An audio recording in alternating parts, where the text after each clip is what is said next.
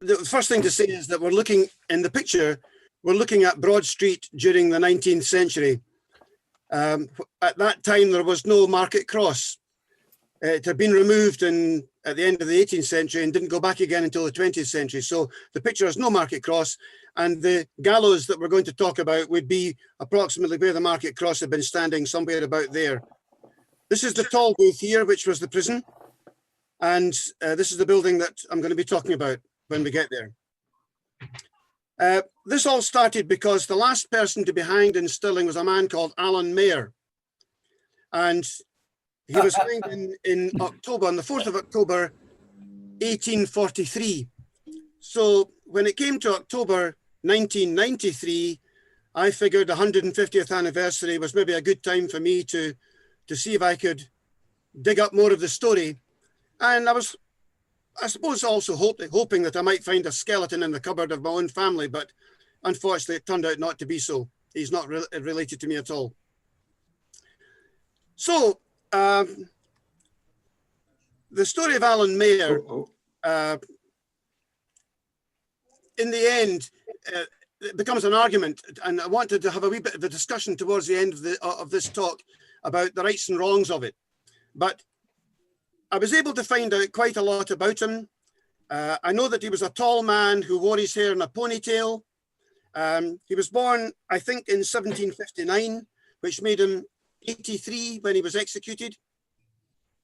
Wow. His early life was a bit controversial, ups and downs. He appears in the parish records for having got a girl pregnant, for example, and refusing to admit that he was the father.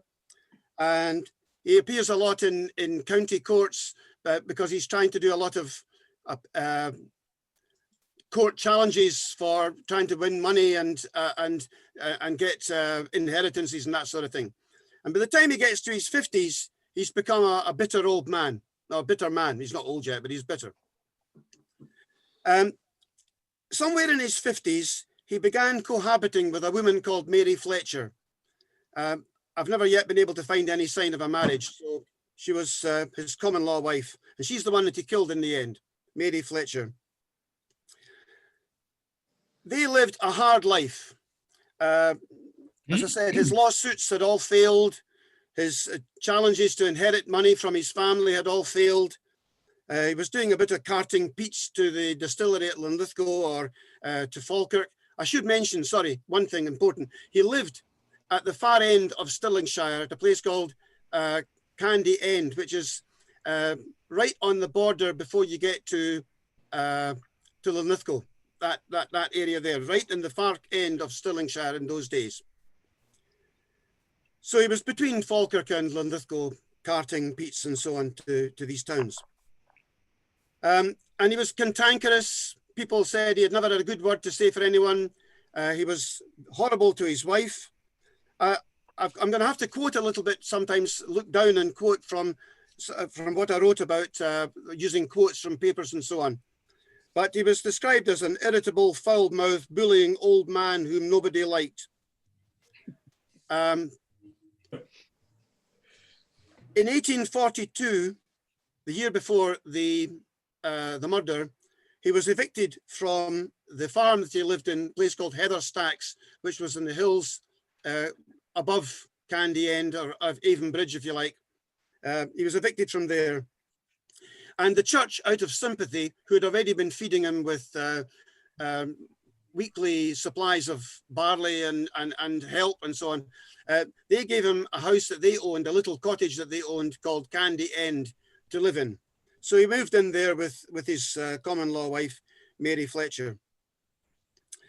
They were so poor that the neighbours did a lot of bringing soup round to the old lady. She was 1 year older than him. So by this time, she's 83, he's 82. And when they finally kills her, he's 83 and she's 84. So they were bringing soup, they were bringing around help. They were coming around to try and clean her, looking after her, because he simply wouldn't do that. For example, at the eventual court case, one of the witnesses, a neighbour, said that, a woman said that he had always behaved very harshly to his wife and particularly so for the last 3 weeks when she was unable to get out of bed. I have heard him swear that he would throw her out of the door, that he would take her to the minister and leave her with him, and that he would not be any longer plagued with her. I've heard him say that he had been for the last 24 weeks a torment to her. She'd been a torment to him, and that he would be damned if he would pass another week with her. At other times, I've heard him damn her to rise and work her work like other women, although she's 83. Another neighbour said at the same time that he had her at bitter will. I've seen him frequently tread upon her designedly. And when she screamed out with pain, he would damn her to get out of his road and pretend he did not see her. He begrudged her much in being obliged to go for a piece of coal or to bring in water. And it was on these occasions that he tried to stumble upon his wife under the pretense of blindness. So we've got this picture shown by the witnesses of a cantankerous, horrible man who treated his common law wife horribly. And eventually, on the 14th of May, it went too far. I've written down previously, on the night of Sunday, the 14th of May, 1843, neighbours again heard the sounds of violence coming from within the cottage. They could hear female cries for mercy and the thud of heavy blows, like beating a carpet, as one said. Folk gathered outside the house, vainly trying to see through darkened windows. They heard the old woman cry out, "Let me lie and die in peace and don't strike me any more." Neighbour Helen Nimmo shouted through a window, urging Mair to leave the poor creature alone. Thomas Letham, another neighbour, plucked up courage to hammer on the door, but later testified that Mair threatened to fire a gun at the door and blow his brains out if he didn't go away.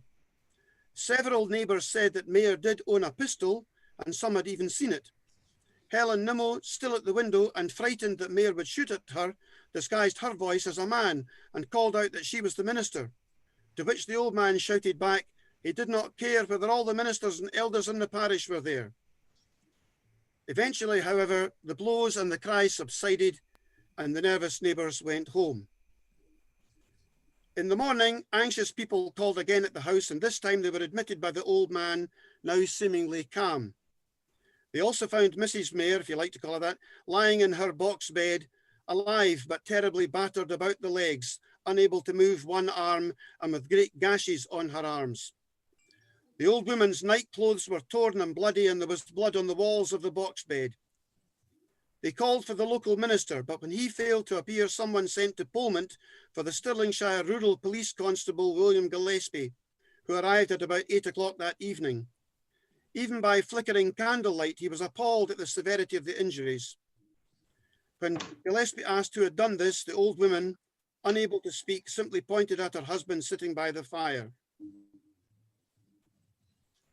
So he was arrested for violence.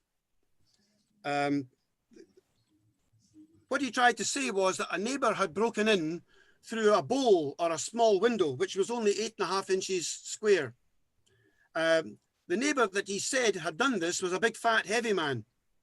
And so that excuse obviously didn't hold at all. And so that's why he was arrested and taken to the police station at Polmont, at Falkirk. Mair was arrested, taken 6 miles to Falkirk Sheriff Court, where he was charged with assault by Inspector William Rue. As he left the house, he did not even speak to or look back at his wife. That night, several neighbouring women sat up with Mary Fletcher. In the middle of the night, she pointed to the bed end, where they found a blood-stained stick, still with fragments of skin congealed on it. Half an hour later, at 4 in the morning, she died. And at Falkirk, the Procurator Fiscal's charge became one of murder.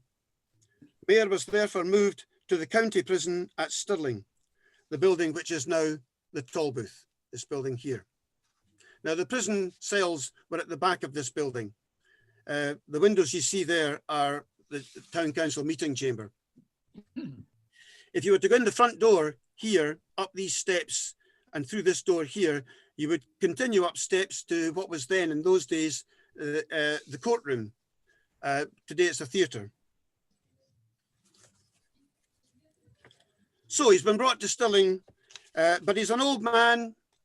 So instead of putting him in the normal cell for murder accused, which had a thick iron bar down close to the floor, again on which you were chained.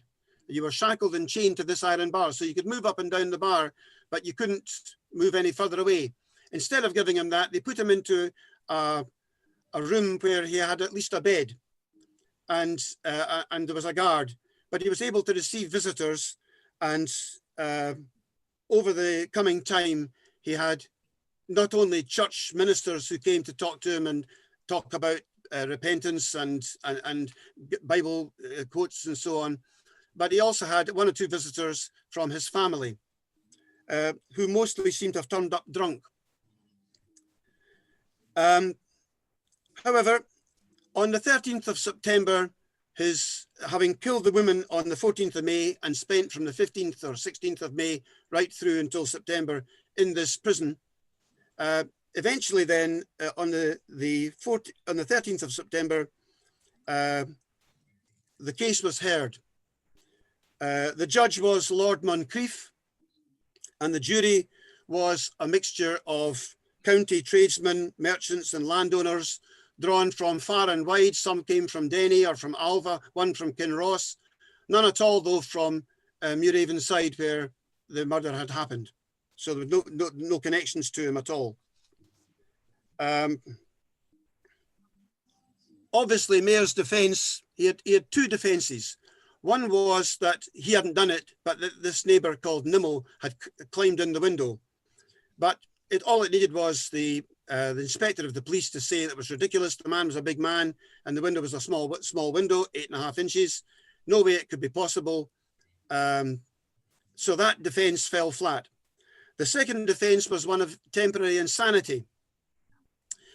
But again, 3 doctors all said that while he was wily in answering the questions deviously and so on and sneakily, he was in no way insane, and that also then collapsed.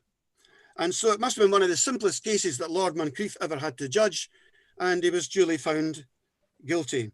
I've got a little bit here about the case.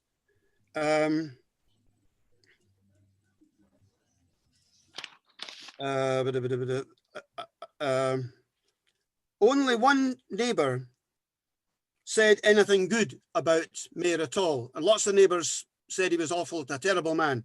But one neighbour simply said, one of the servant girls in a neighbouring house said that Mair had never been unkind to her, and that was the nearest that anyone came to saying anything nice about him in court, unless you include the police inspector, who agreed that he had not found any pistol in Mair's house, although he had found a broken shotgun and some buckshot and some gunpowder. So that his threat to blow somebody's brains out through the door had been bluff, if you like. However, during the whole of the trial, Mair, according to the Stirling Journal, which took a very hard line against Mair, they said, during the whole of the trial, Mair exhibited the greatest firmness, interrupting the witnesses more than once with interrogations and appearing rather ill-natured when they contradicted him. But the case was clear, and in the end, the jury took only 20 minutes to find Mair guilty of murder.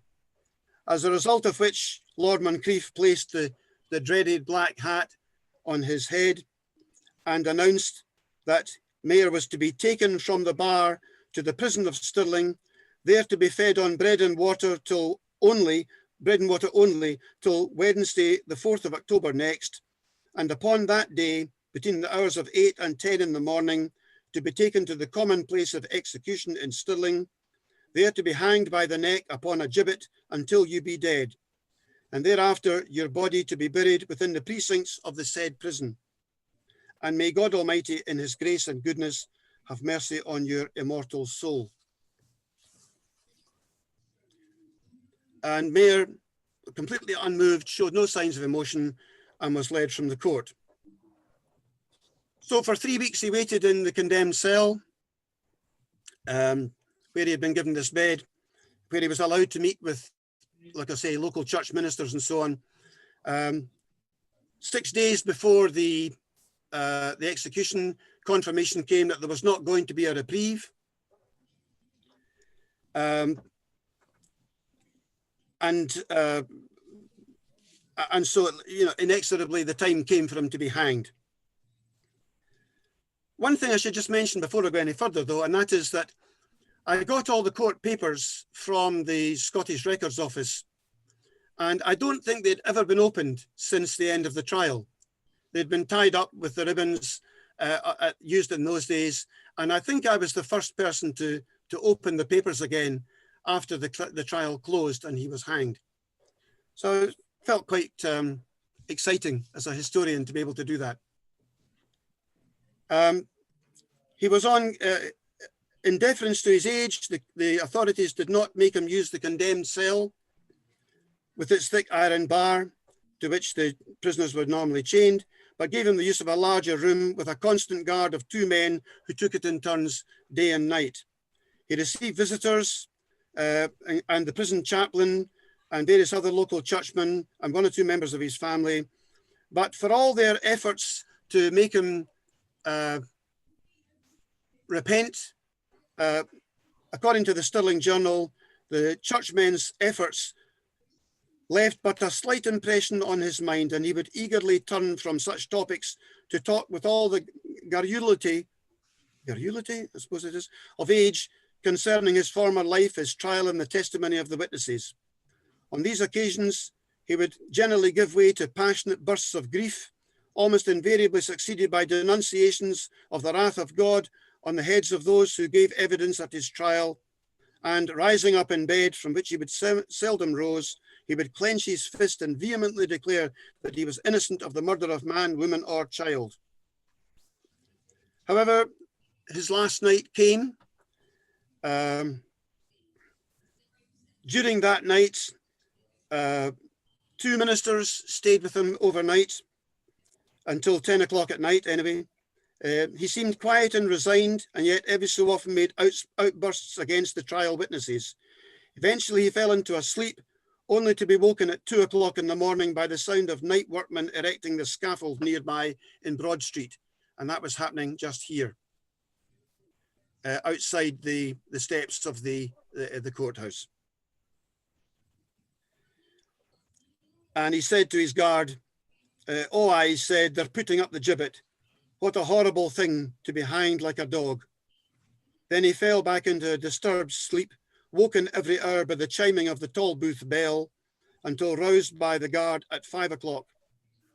Just before 6 o'clock, the Reverend Stark, the prison chaplain, arrived with news that there was no last-minute reprieve in the Morning Post. He read some consoling Bible passages, but Mair told him vehemently to gang away with his tracts. I didn't want to hear them. And I suppose by then his mind must have been in quite a turmoil of anger, revenge, incomprehension, who knows. At first he insisted on being dressed for his death in his own clothes. And he was only with reluctance did he accept that he would have to wear the prison uniform to be hanged. He refused food, but accepted a glass of wine. He collected himself enough to bid farewell to the prison governor, Mr. Campbell, and to thank him for his kindness with which he'd been treated. But as the moment of truth approached, he began to weep bitterly. At 8:12 in the morning, he was brought into the courthouse. That's, as I say, that's the building, the room that you go in. If you go up these steps and continue on inwards, you get to the courthouse, now the theatre. He brought into the courthouse, but by then he had become so feeble that the grey-haired old man, bent almost double, tears streaming down his cheeks, bony fingers clutching at his face, had to be carried between the guard and the Reverend Stark into the courthouse. The Stirling Observer, which was quite sympathetic to him in its tone, described it thus: At this moment, the spectacle was most humiliating. A hoary old man in his 83rd or 84th year, bent altogether with age and mental suffering and oppressed with 5 months' imprisonment, his whole appearance indicating the utmost degree of human frailty, borne down with the intense idea of grief, struggling up to begin against what he considered the greatest injustice. He was offered a drink of wine, having heard readings from Matthew chapter 11 and 1 Timothy. But when he was offered the wine, perhaps to fortify him, he refused it and said, "I'll not go into the presence of God Almighty drunk." Then the executioner appeared. Now, this was a man called John Murdoch. He came from Glasgow and was already 77 years old himself. He had been doing public executions all his life. This was his job. And he didn't just do them in Glasgow, but he went round the circuit of the various circuit courts. So if there were any executions to be done on the circuit round Scotland, he would do them. So he appeared.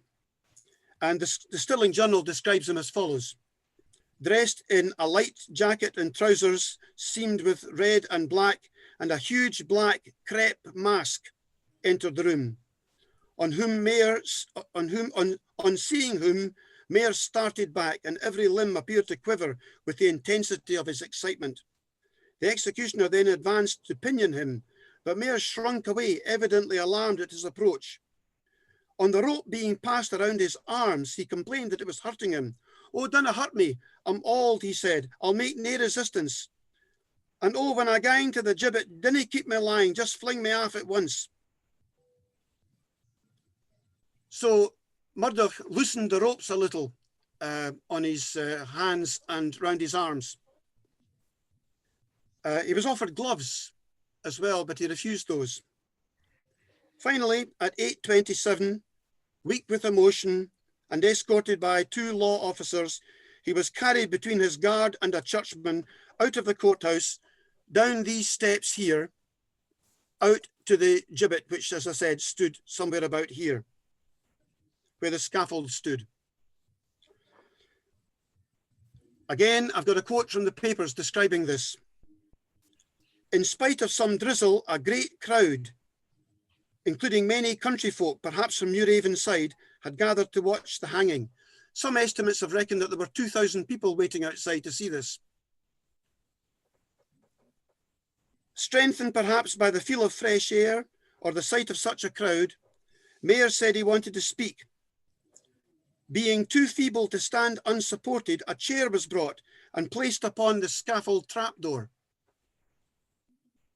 There on the platform, Alan Mair launched into his last tirade against the world.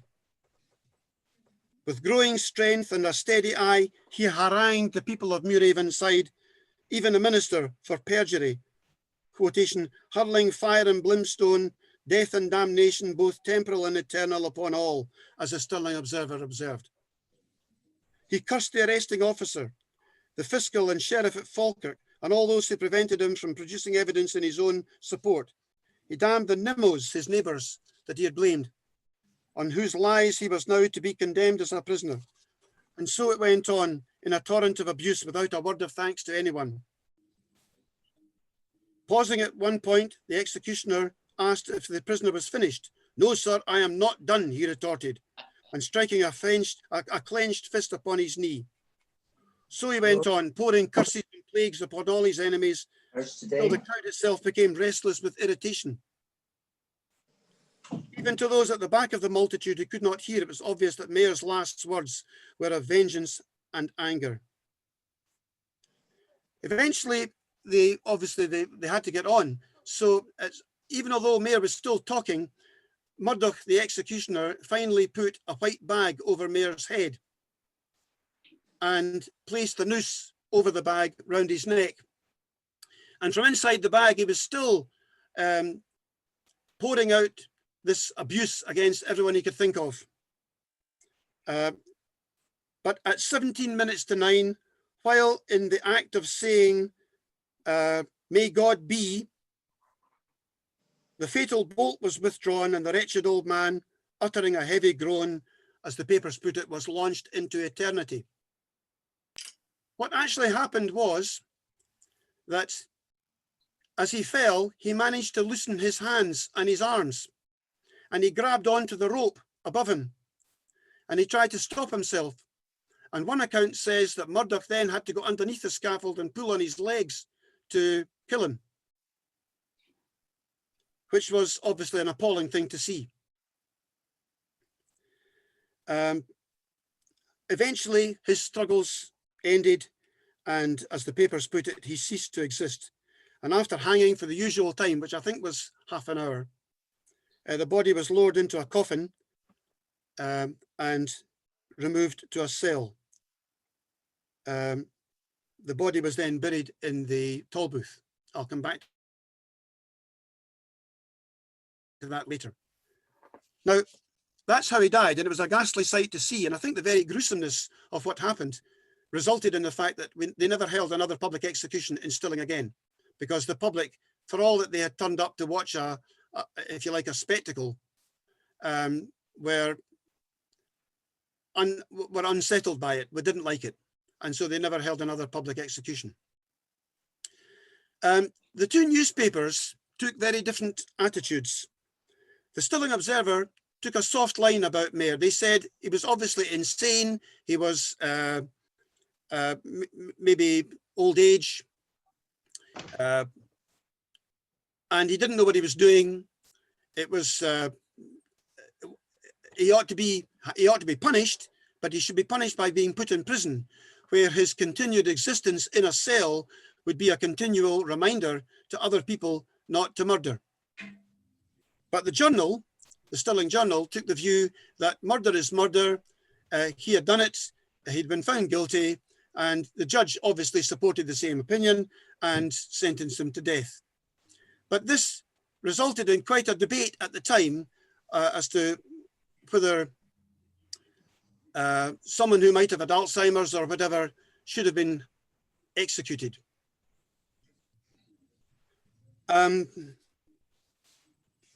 The one or two other interesting things just to mention, though.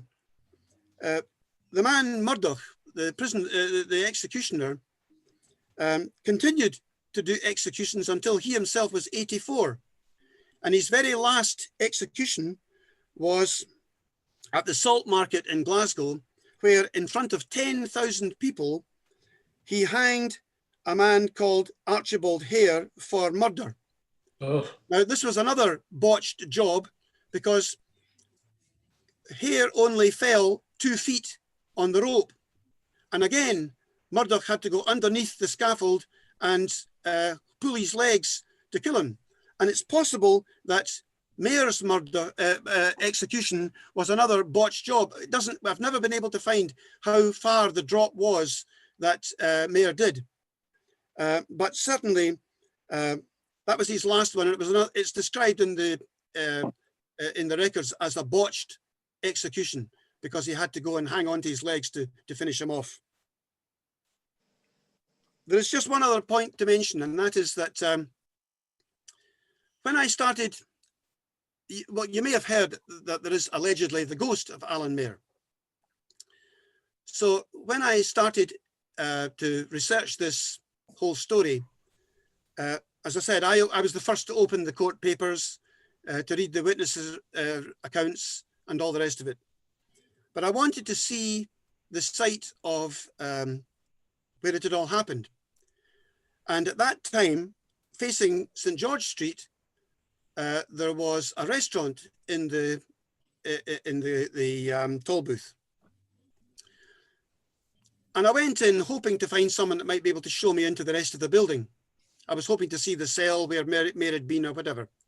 And to my surprise, I bumped straight into an ex-pupil who was a waitress.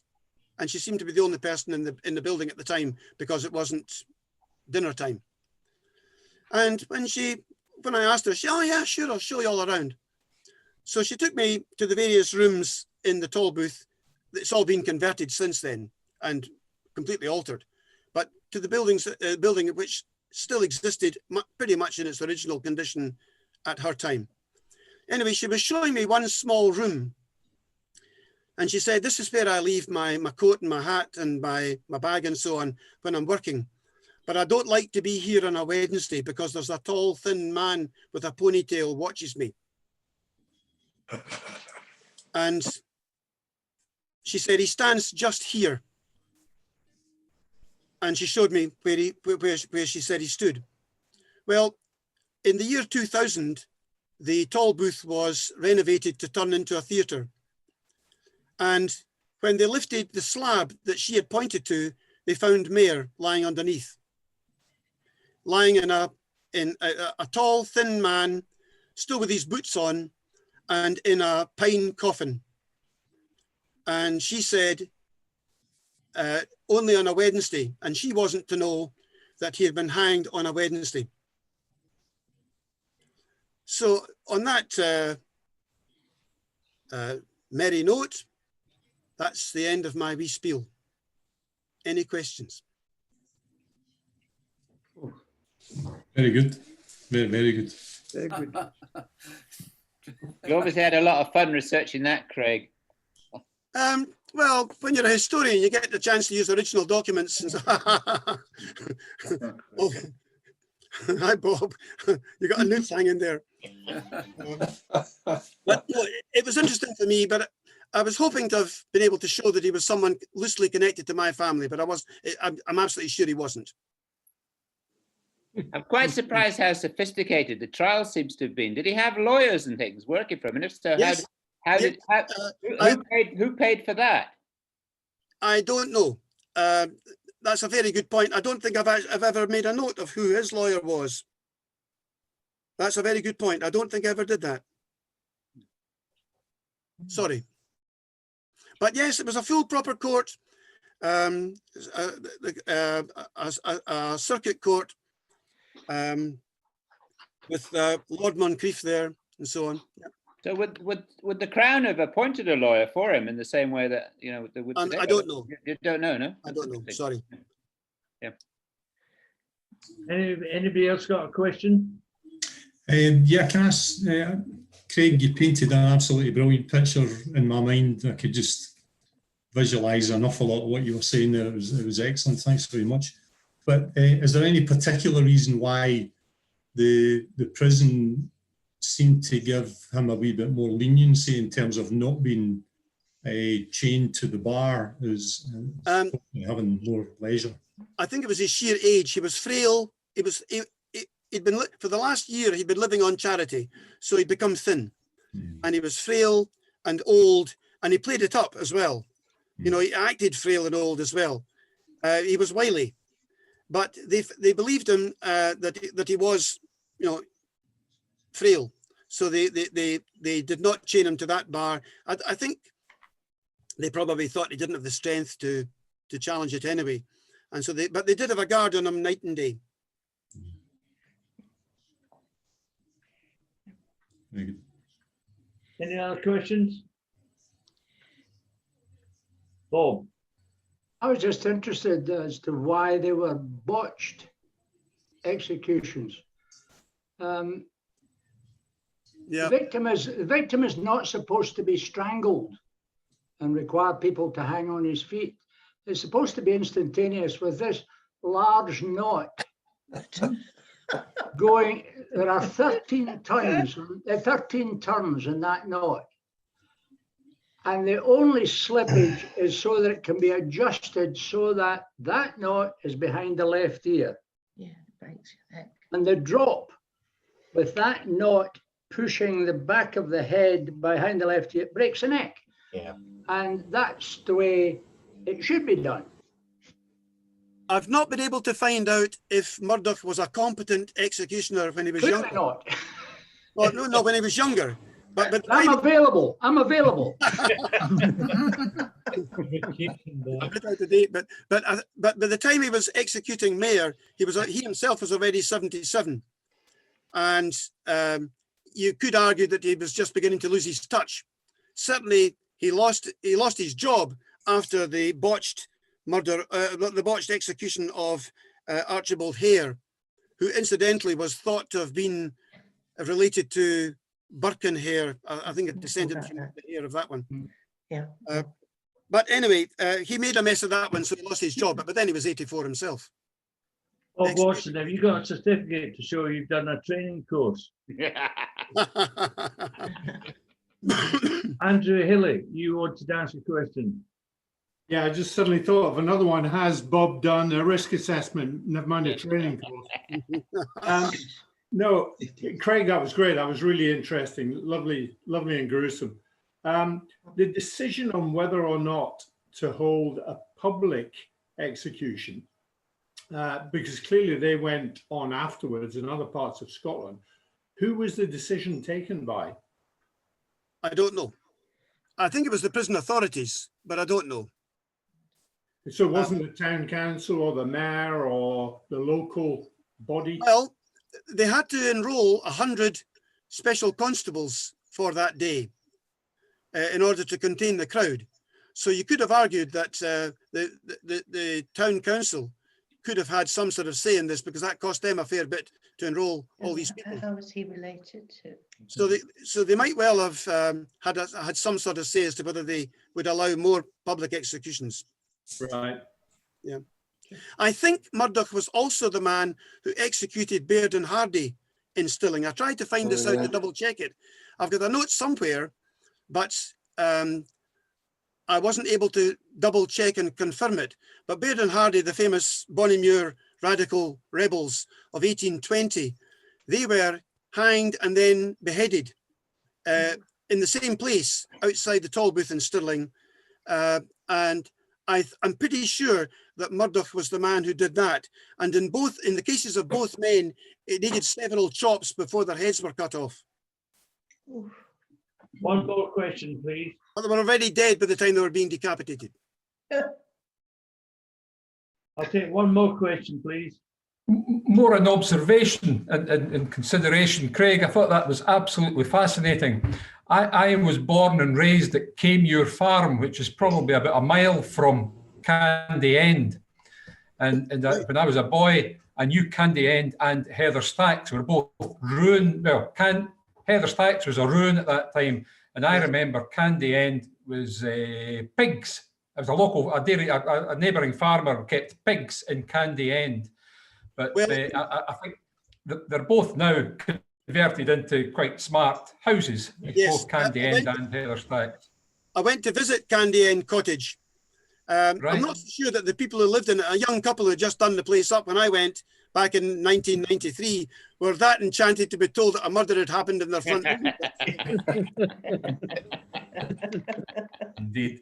Craig, can I just ask one question? Whether you mentioned that the police were called the morning after and the constable arrived at 8 p.m. that night. Do you know how that compares to sort of Central Scotland Police's response times? I think actually, Stuart, it's an awful lot better. I think it sets the bar pretty high for them to follow these days. Okay, thank you very much, Craig. That was fascinating, and I'm going to ask Rotarian Hugh to give a vote of thanks.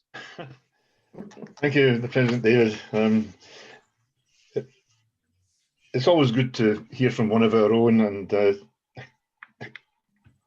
we've been entertained well tonight by Craig.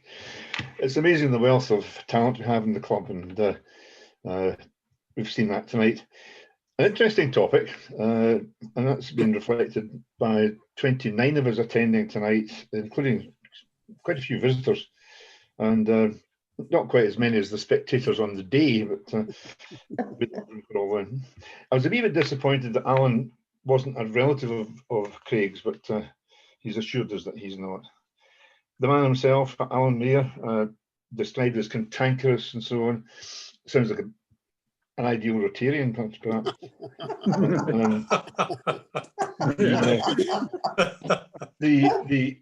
The alibi I was intrigued by. I think that's the first time that the famous alibi, "it wasn't me, a big boy done it and ran away," was used. And more grocery connections. The prison governor, Mr. Campbell, not Eddie, surely. Eddie's not that old. And I'm sure Peter Farr is quite relieved that Mair was not transported to Australia. They'd be his responsibility. So I won't go into Bob's knowledge of knots and hangman's ropes, but I'd just ask you to join with me in affording Craig a hearty vote of thanks. Thank you. Thanks very much, Rotarian you, for that. You pitched a joke which I had lined up, but well done for picking up on it. A couple of reminders. Tuesday next week is the council meeting. Thursday next week, quiz coming out, apparently with prizes. And Thursday the 12th of November, Paul Husband is going to speak to us and demonstrate photographing local wildlife. And I'm not quite sure what the sort of wildlife, but I'm sure we'll find out. Now, last night there was a gavel quiz, and Alan Lee's just going to give a quick update on that. Good evening, folks. So last night, President David, past President Andrew, Minister of Fun Rod, International Euro Rotarian Peter, myself and number one son took part in the gavel, which this year was an online quiz on Zoom with around 70 attendees from 12 different clubs, with additional complication of a digital answer sheet and a second video conference so that we as a team could compare our information and put the right information into the score sheets. We had 5 rounds on landmarks, cities, music, memory, and even Muppets, which seems desperately appropriate for a bunch of Rotarians. Brain cells were suitably well exercised, and you'll be pleased to hear that with a score of 84 out of 100, we satisfactorily came 5th out of 12, and thus avoided the virtual trip to Stornoway. That's great, Alan. Thank you very much. Now, a couple of light-hearted things. For the ladies who are on board tonight, I know there's a few. Keep in mind, even during a pandemic, no matter how much chocolate you eat, your earrings will still fit. That is a positive. And the buttons on my jeans have started social distancing from each other because I've been eating too much. Now, I went to visit one of my grandchildren the other day. I'll not tell you which one. And I was allowed by her mother to provide some words of wisdom to this young person who had been worried about a few things. And I said to my grandchild, there's only 2 things in this world to worry about. Are you going to be rich? Or are you going to be poor? And if you're going to be rich, you won't have anything to worry about. And if you're going to be poor, you only have 2 things to worry about. Are you going to be healthy? Are you going to be sick? And if you're going to be healthy, you've nothing to worry about. And if you're going to be sick, you only have 2 things to worry about. Are you going to live? Or are you going to die? And if you live, you've got nothing to worry about. And if you die, you will actually have 2 things to worry about. Are you going to go up to heaven? Or are you going to go down? And if you go up, you have nothing to worry about. And if you go down, you will have nothing to worry about, because all your friends were there to meet you. Thank you all for joining tonight. It's good to see you all, and thanks very much again to Craig for his talks, for Rod and his Rotary Zoom management.